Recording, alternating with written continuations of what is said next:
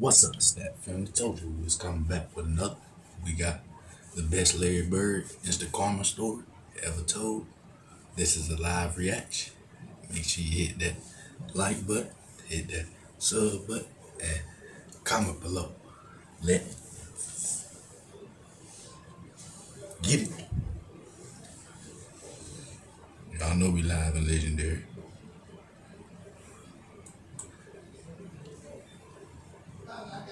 Many players underestimated Larry Bird because he looked rather unassuming. So every single time he stepped on the court, he had to earn his respect. I tell a whole lot of people this when they talk about great players and they bring up Larry Bird. I said, listen, the dude couldn't jump, wasn't fast, wasn't athletic. But you look on the score, the score sheet after the game, he got 25, 15 rebounds, 9 assists, a few steals.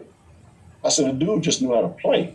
And in Game 4 of the 1984 NBA Finals, Hall of Famer Kareem Abdul-Jabbar decided that this was his chance to really test Larry Bird's toughness, and he did it in the most disrespectful way possible.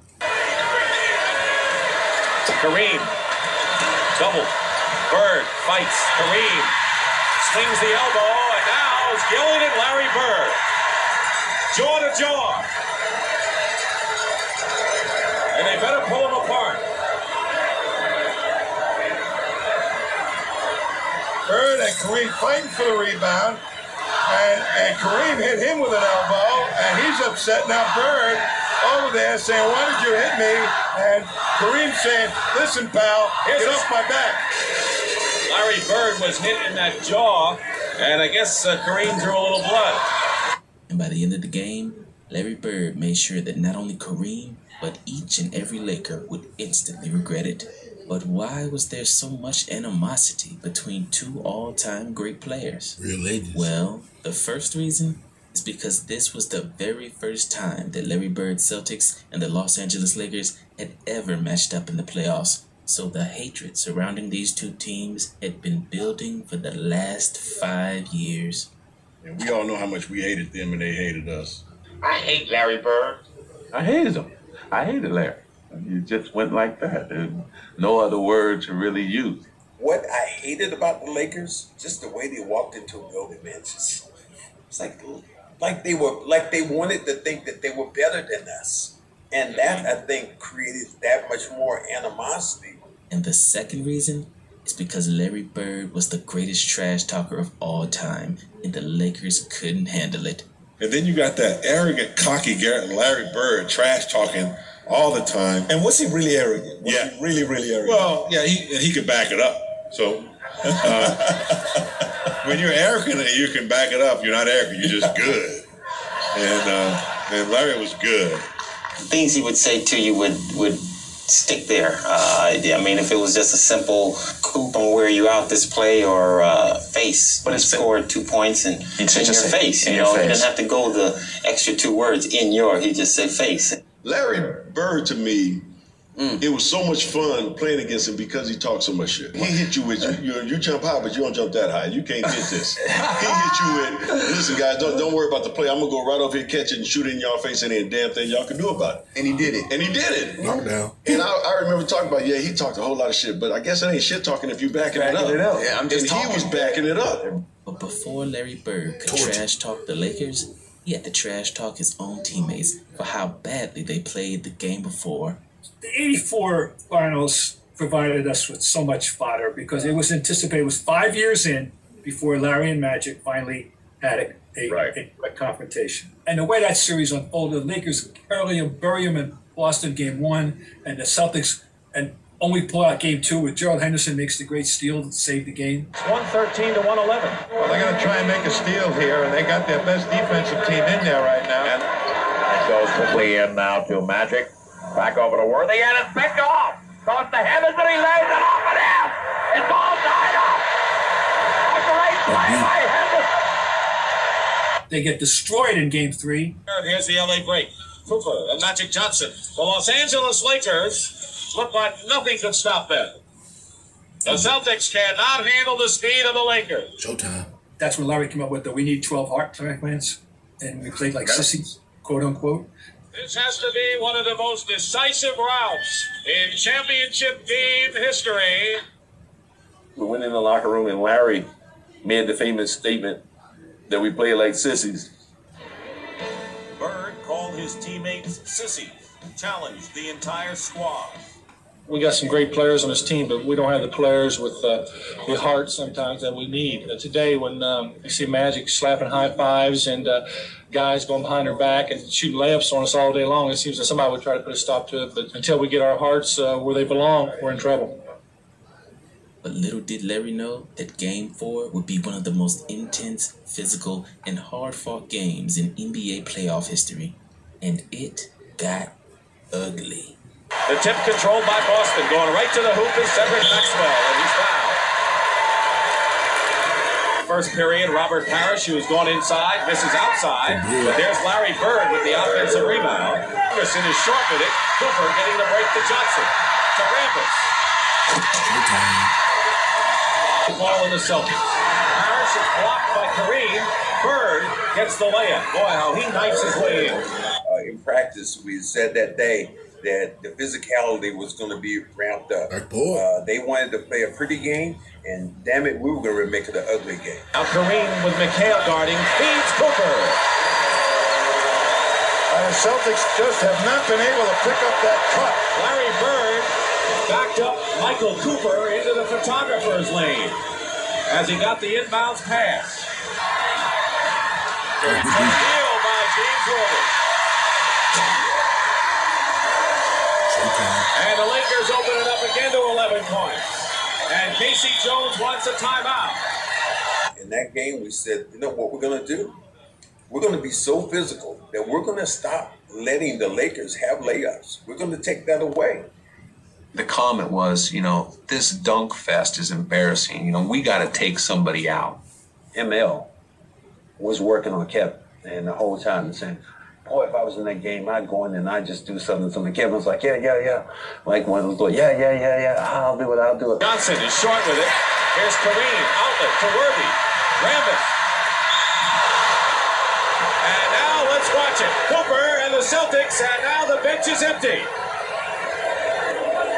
He was decked by two Celtics and hit the floor hard, and both benches have emptied. And you knew this was going to happen. You could see it coming. Tell us all, when he clotheslined you like that, what was on your mind? Well, first of all, it was survival. Because the last thing I kind of saw was your feet in the air. Yeah, with my foot. It looked like it almost hit the rim. Yeah. So I'm coming down. So I got up and I saw Kevin McHale. I'm just going to go run and jump and throw it as hard as I can. Just wring his neck out there, do whatever I could to get back at him. Because that's just, it's not a basketball play. Right. It was an unfortunate incident. It was just a case of two people running in opposite directions, and I reached out to grab him like this, and he was running so doggone fast that my arm just kept going. I couldn't get my other hand around him to grab him. I did try to grab him. I've stated this before. If there's anybody on that team I wouldn't want to hurt, it's Kurt. You see it. I saw it. In my mind, that was as flagrant a foul as I've ever seen. The funny thing about that whole episode was that, I just go to the free throw line. And, they laugh about it now. Legendary. And the game goes on. Right. No replay, no ejections, no fines, no nothing. Just go back to play. Yeah. Did y'all hear that?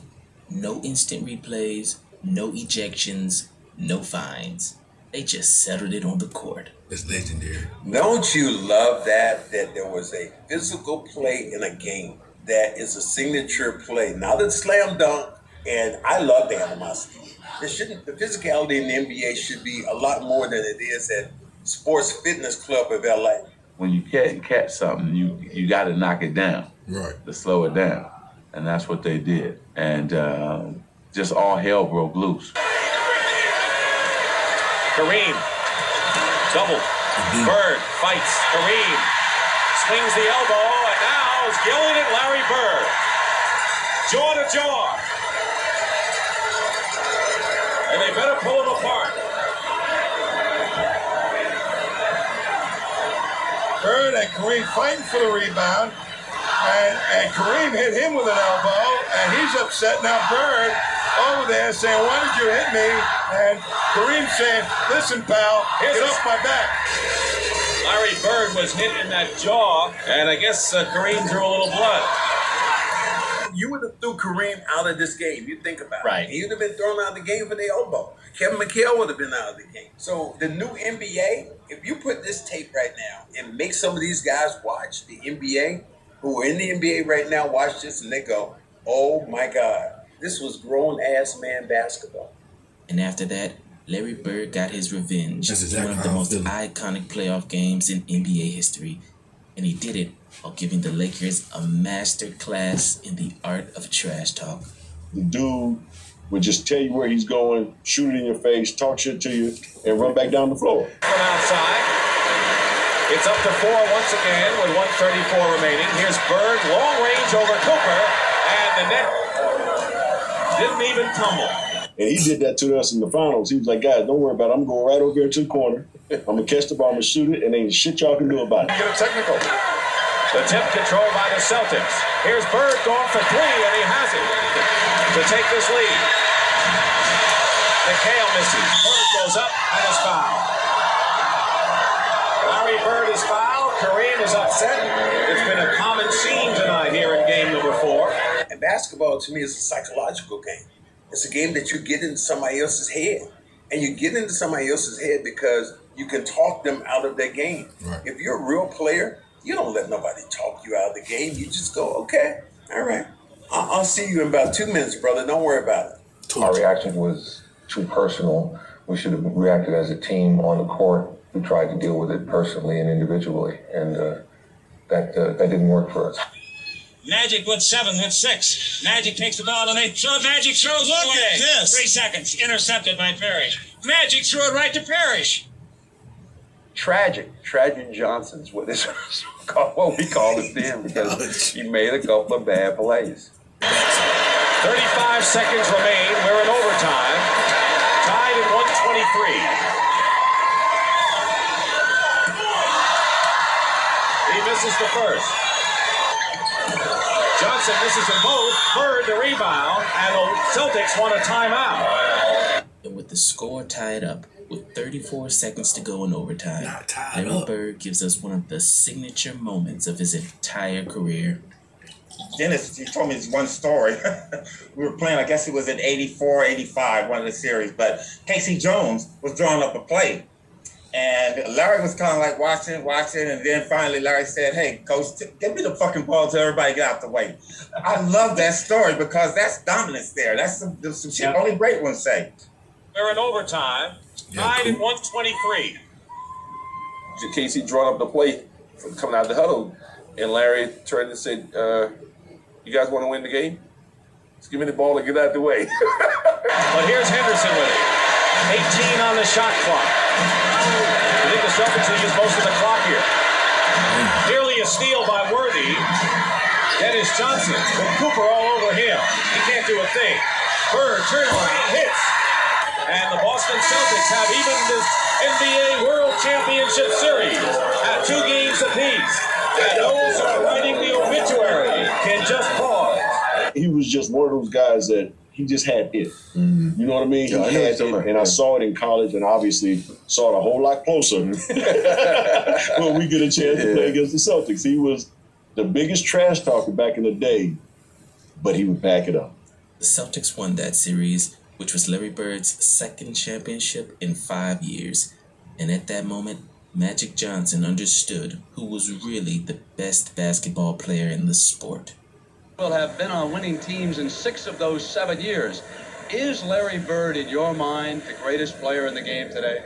Well, no question he's the best playing right now. He does so many things. He shoots inside, he shoots outside, he can pass, he can rebound. And I think people misunderstand Larry because his awareness and smarts of the game is what makes him, not everything else that he does, but his just as smart of the game, knowing what to do at what time of the game. And as far as Kareem is concerned, I think it's safe to say that he learned his lesson, because after that, Kareem never disrespected Larry Bird ever again. Who was the best player you played against? The best guy I played against might have been, Larry Bird. The chubby white guy, he wore us out, man. Because this muscle here, the one between his ears, that was his you know, because he made the 3-pointers and he had assists and rebounded, steals. He was always at the right place at the right time on the court. You know, one of the great players, I had the opportunity to play against.